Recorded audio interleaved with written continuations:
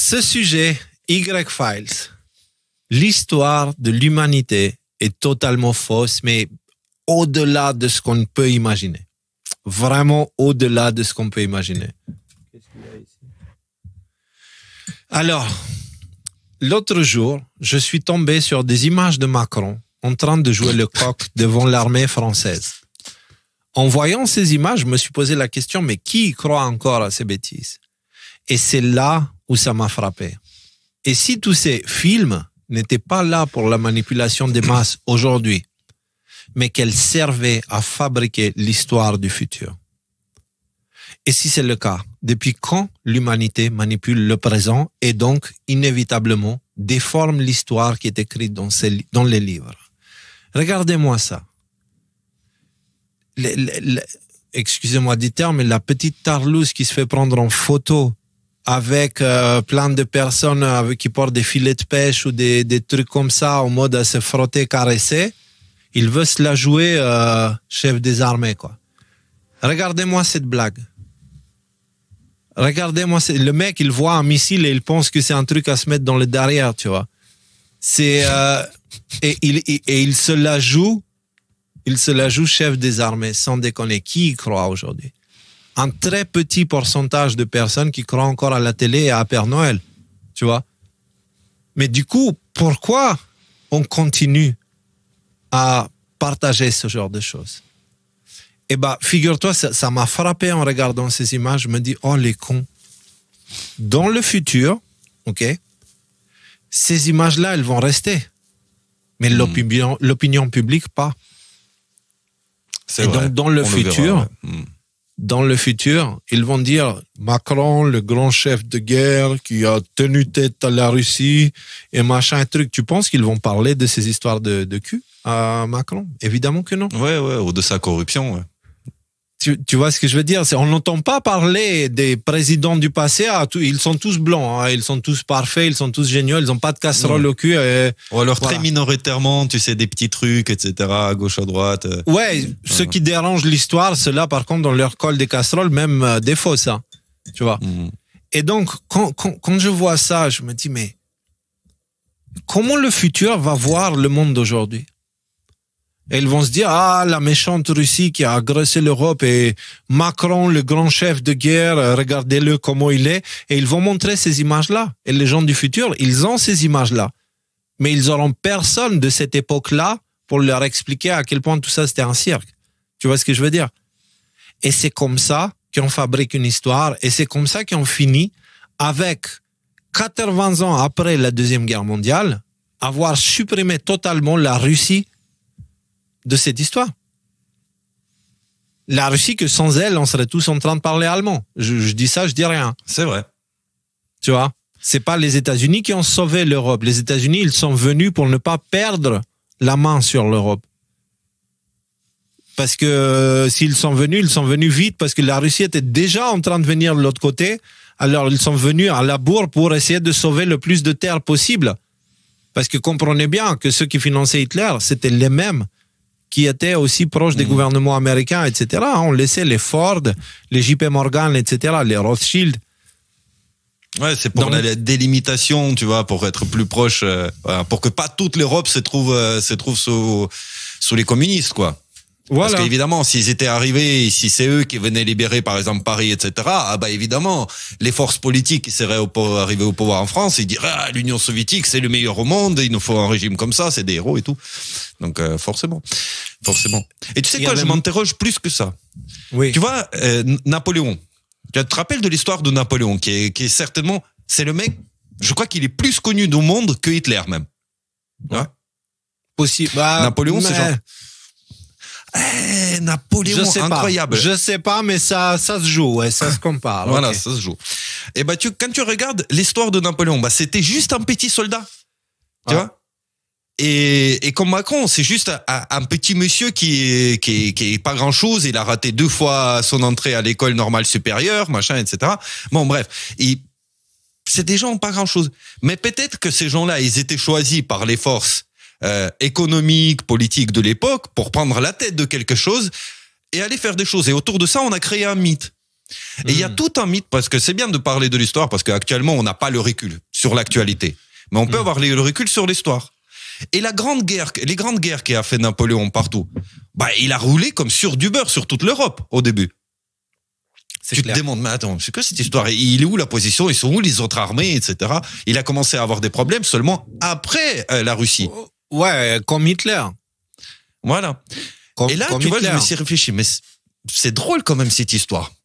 Pourquoi Napoléon, qui était genre un membre presque, parce que tu le vois, il y a des fresques où il embrasse sur la bouche Alexandre, le tsar de la Russie.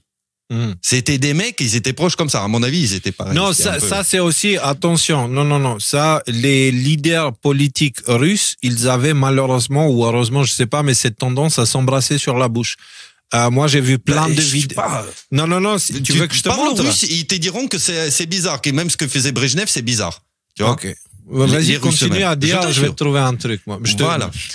Assure-moi. Ouais. Regardez, je vous montre. Comme à quel point cette histoire, elle est bizarre. Donc, il était super pote avec Alexandre, et peut-être même amant.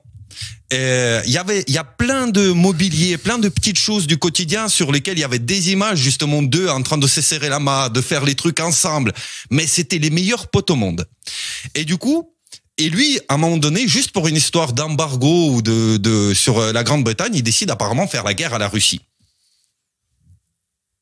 Sauf que, ce qui est paradoxal, quand tu regardes attentivement les armées, ils portent exactement les mêmes uniformes. Et ils ont exactement les mêmes nombres de unités. Ils partagent exactement la même culture militaire. Mais genre sur le champ de bataille, quand ces deux armées se confrontent, ils savent même pas qui est, globalement. Et qui plus est, des tas de généraux en Russie étaient français et il y avait des généraux, enfin je crois qu'il y avait des généraux d'origine russe en France.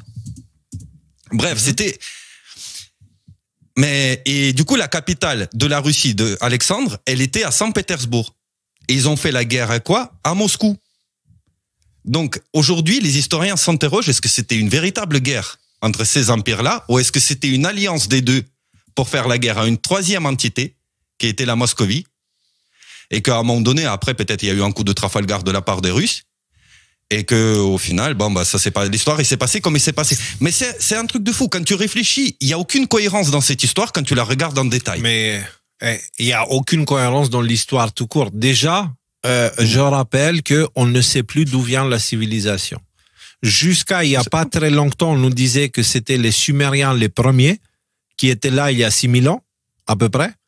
Et maintenant, on sait pertinemment que ça faisait déjà au moins 6000 ans que la civilisation existait avant les Sumériens. Attention, hein, ça veut dire que il existait pour les Sumériens une civilisation tellement ancienne que les Sumériens le sont pour nous. Tu fais pour vraiment faire le point sur avoir la profondeur du temps. Et celle-ci, elle se trouvait en Turquie, Göbekli Tepe a révélé ça parce qu'ils ont trouvé des temples vieux de entre 10 000 et 12 000 ans. Ok? Et donc, ça veut dire qu'actuellement, la thèse officielle de l'histoire de la civilisation, elle est complètement effondrée. On n'a aucune idée de ce qui se passe. On n'a aucune idée d'où ça vient, qu'est-ce que c'est. Enfin, voilà. Je te parle d'un point de vue officiel, là, parce qu'officieusement, on sait très bien ce qui s'est passé. Hein. Il y a eu une civilisation, elle est partie en vrille dans son arrogance, jugement de Dieu, machin, déluge, tout ça, blablabla. Hop, on recommence tout et puis on répète les mêmes conneries, quoi. Tu vois, on arrive au même point aujourd'hui, donc. Et puis c'est terrible parce que quand tu nous enlèves l'histoire, en fait, la connaissance de l'histoire qu'on a en tête, on n'arrive plus à réfléchir. On est complètement paumé parce qu'on n'a plus de repères, tu vois. C'est ça. Prenez les livres d'histoire aujourd'hui, il n'y a pas de grille, hein. C'est eux méchants, eux gentils, eux méchants, eux gentils. Voilà, c'est vraiment binaire le truc. Et tu as très justement remarqué, quand on parlait de l'intelligence, on disait que la qualité d'une intelligence dépend énormément de sa mémoire, la qualité des informations qu'elle a en mémoire. Étant donné que la mémoire de l'humanité, elle est actuellement supprimée de la tête des humains, l'intelligence humaine, elle est très, très, très faible. C'est pour ça qu'un truc aussi con qu'une intelligence artificielle paraît plus intelligente qu'un humain.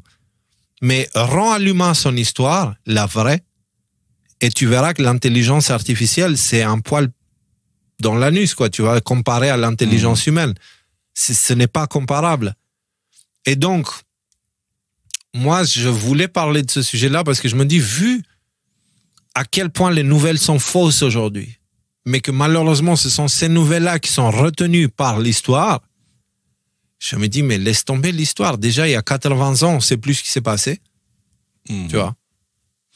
Donc, après, tu as parlé de Napoléon. OK, mais moi, je te parle, allons plus loin, allons en croisade. Parce qu'on va parler bientôt des Cathares. Cathares qui étaient ceux qui suivaient les enseignements du Christ au mot près, qui étaient les représentants, qui étaient ceux qui faisaient partie du corps du Christ, qui ont été éliminés par ceux qui étaient censés le servir. Même histoire que les pharisiens, tu vois, la même chose, qui se répète tout le long de l'histoire. Tu vois ce que je veux dire? Et donc, sauf que l'histoire nous le montre différemment. Ils étaient hérétiques, ils étaient ci, ils étaient ça. Et ce n'est que récemment que l'humanité a commencé à ouvrir un œil et à dire, hey, vous foutez de nous avec ces histoires de religion-là, vous comprenez? Enfin, on voit les guerres que vous avez faites au nom du Christ et tout ça. Et bref, dans tous les cas, moi, vraiment, je pense que avec tous les éléments qu'on a aujourd'hui, ce n'est pas fou de dire que l'histoire qu'on nous raconte dans les livres, etc., c'est une merde intergalactique qui n'a absolument rien à voir avec la réalité. La réalité, à mes yeux, est la suivante. Il y a toujours les forces de l'obscurité qui sont incarnées par les êtres les plus faibles, les plus feignants, les plus malsains, qui emmènent sur la Terre des forces destructrices, des enfants gâtés qui veulent plus, ok? Et l'esprit de l'humain tel qu'il est, créé par la nature, par le Créateur, finit toujours par les vaincre et les écraser. Ok? Parce que voilà, c'est l'intelligence artificielle, par exemple. Tu supprimes tous les ordinateurs, c'est fini. L'intelligence humaine, elle est inscrite dans les cieux. Tu supprimes tout, tu relances l'existence de zéro, elle va finir par apparaître d'une façon ou d'une autre. Parce qu'elle est divine. Point. C'est aussi simple que ça. Et donc, en ce qui me concerne, moi, je vais commencer plutôt à me concentrer sur ce que le présent nous dit sur l'histoire, ce que la nature nous dit de l'histoire, comment est-ce que je peux apprendre plus sur qui je suis réellement? Parce que plus ça va, moins cette idée de Léo, une personne avec un compte bancaire, d'ailleurs j'en ai même plus de compte bancaire, mais une personne avec un numéro de sécurité sociale et une pièce d'identité, que je suis ça. Je ne suis pas ça. Je ne suis pas ça. On est les seuls animaux, les seuls êtres vivants, parce qu'on n'est pas vraiment des animaux, on est les seuls êtres vivants qui ont besoin d'une pièce d'identité pour savoir qui ils sont. Je veux dire. Donc, voilà, l'histoire est fausse. C'est le réveil d'Atlas. Et c'est vrai que paradoxalement, aujourd'hui, on donne beaucoup plus de crédit sur à des choses qui sont inscrites sur du papier par des personnes qui se sont recopiées les uns les autres, ou encore pire, sur les supports numériques, etc. Et on dit que les choses qui ont été gravées sur les plus grands monuments de la Terre qu'on connaît, et qui, à mon avis, racontent des choses vraiment très, très importantes pour l'humanité. D'accord?